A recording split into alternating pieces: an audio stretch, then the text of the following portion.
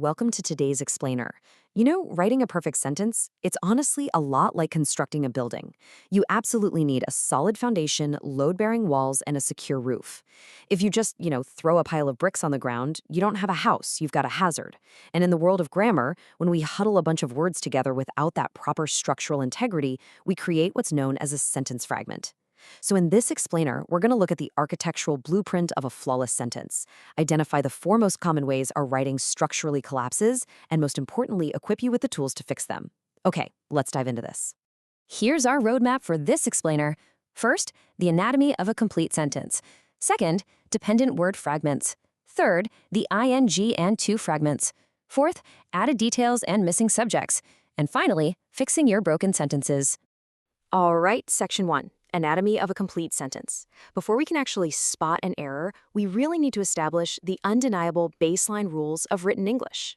So, to be structurally sound, a group of words must contain two core pillars, a subject and a verb. But that's not all. It must also express one complete thought. If your sentence is missing literally any of these elements, it's less than a sentence. It's a fragment. Think of a fragment like a building missing a roof or a crucial supporting wall. I mean, it might look kind of like a house from a distance, but it simply cannot stand on its own. So the absolute crucial point here is that every single complete thought you write needs these core foundational pillars to hold up the meaning. When writers, especially beginners, forget this rule, their writing just becomes confusing and disjointed. Moving on to section 2, dependent word fragments. Let's look at the first of the 4 faulty structures we so often accidentally build. Now, these are particularly deceptive. Mainly because a dependent word fragment often actually does contain a subject and a verb, but it completely fails the complete thought test. Why? Well, because it relies heavily on a specific trigger word. You gotta watch out for these dependent trigger words: since, when, after, who, and which. Whenever a clause starts with one of these dependent words, it acts like a bridge that desperately needs land on the other side. It is structurally dependent on another statement. Let's see this in action. Take a look at this first example. Since Ami was tired, we have our subject, Ami, and our verb, was. But if I just walked up to you on the street and said, since Ami was tired, and then just walked away, you'd be standing there waiting for the rest of the story. The thought just isn't complete. And this brilliantly illustrates how adding the main clause perfectly restores the blueprint. By adding, she took a nap, we satisfy the expectations set up by that word, since. Boom, we've completed the thought in the exact same sentence. Section 3. The ing and to fragments. These are the tricky fragments where action words create a very, very convincing illusion of a complete sentence. Words ending in ing or phrases starting with to are honestly notorious for causing structural collapses. Take this fragment. The ladies jogged through the park to lose weight.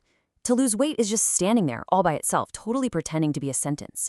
But to lose is an infinitive phrase here. It completely lacks a dedicated subject. Like, who is losing weight?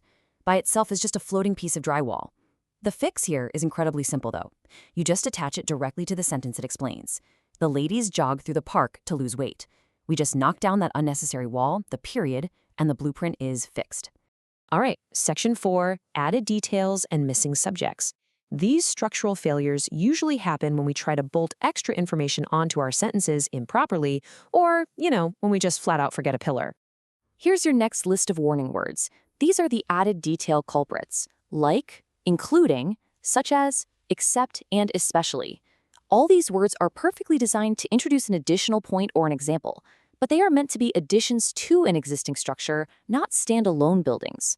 When we just drop a period right before these words, we accidentally create a sentence fragment. This is actually one of my favorite examples from our source material because it shows the sheer absurdity of a misplaced fragment. Everyone enjoyed the feast, except the fish. Because of that period, except the fish is structurally isolated. It literally grammatically implies that the fish were guests at the party who just didn't like the food. Just mentally picture a fish sitting at a banquet table with a little napkin tucked into its collar, refusing to eat. Pretty ridiculous, right? To fix this, we'd simply change the period to a comma, ensuring the exception is properly attached to the feast itself. So the fourth type of error is the missing subject fragment. Let's look at the first example. The nurse held a baby, then posed for the photographers. We definitely have a verb in that second sentence, posed, but our subject is completely missing. Who posed? The structure is collapsing right in front of us. We need to add a load-bearing pillar. Look at the corrected version. By simply inserting the pronoun she, we hold up the entire structure. Then she posed for the photographers. It's now a complete, robust thought. Which brings us to Section 5, Fixing Your Broken Sentences. Now that we've identified the 4 main ways our sentences fall apart, let's move to the renovation phase and see exactly how to fix them.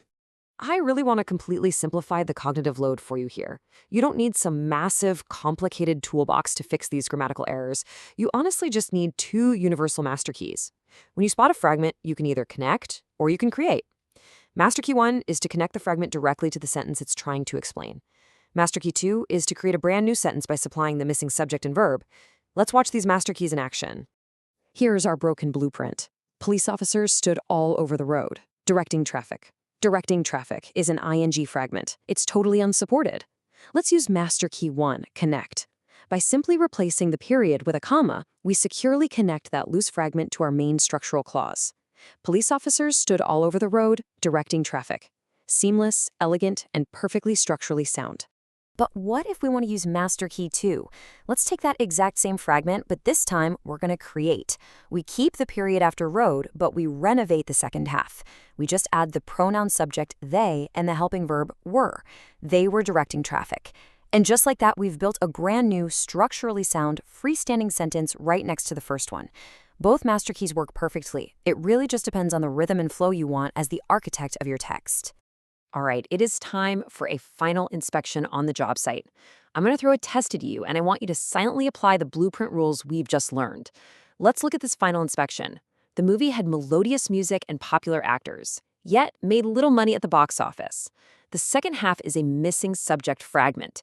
So how would you use master key number 2 to create a structurally sound sentence? Take a second and think about it. Did you spot it? We need to insert a subject before the verb made. Now, what's really interesting here is how adding just a single, tiny 2-letter pronoun completely restores the integrity of the entire thought. Yet, it made little money at the box office. By referring back to the movie with the pronoun it, the sentence instantly goes from a broken fragment to a perfectly complete thought. So the next time you sit down to write, I really want you to channel your inner architect. Don't just throw words onto the page and cross your fingers hoping they hold up. Inspect your work. Look for those dependent trigger words, watch out for those floating ing phrases, and make sure every single added detail is securely bolted to a main thought. Ask yourself, does this sentence have a subject? Does it have a verb? Is it missing a wall or a roof?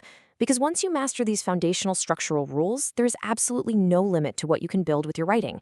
Keep inspecting, keep building, and stay curious. Because it leaves us with one final question to ponder.